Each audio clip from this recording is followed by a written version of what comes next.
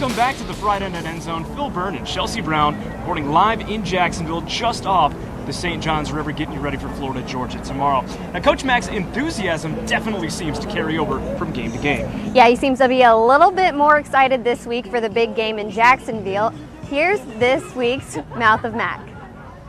Number 5, put pressure on Grayson Lambert.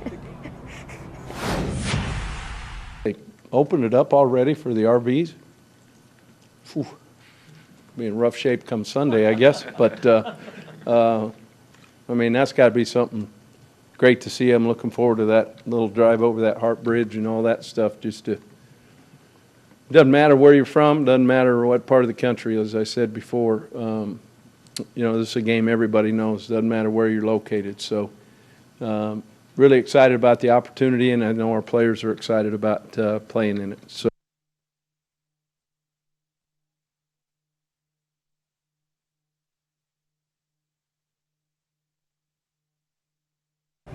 It's known for being the world's largest outdoor cocktail party, but it's also arguably one of the largest rivalries in all of college football. That's right, I'm talking about Florida, Georgia. You don't have to dig deep into the social media realm to see fans and players getting pumped for the big game. One fan posted this one of a Georgia Bulldog saying, "This week's Gator bait." And how about this drawing of 2 Gator gals walking Bulldogs? Another fan posting a picture of Alberta in a cheerleading stunt saying, "It's about to go down this weekend." It appears that most Gator football players don't want to add fuel to the fire, and most of their Twitters were pretty silent this week.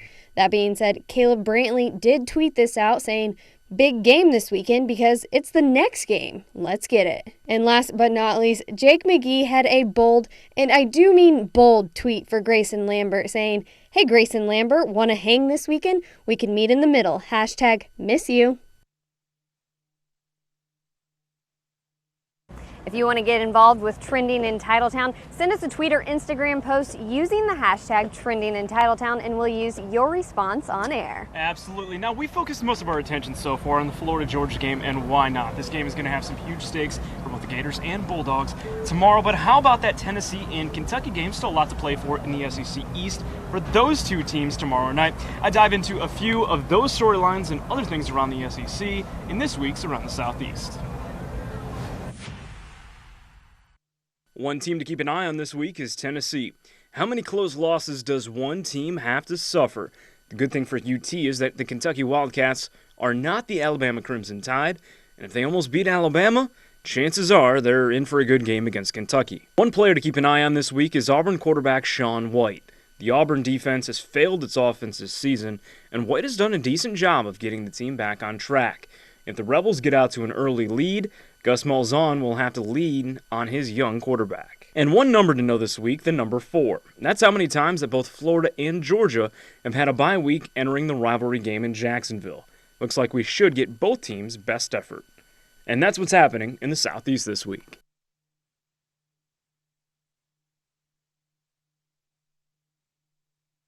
The party and the Endzone is just getting started. We'll have more Friday Night Endzone live from Jacksonville right after this.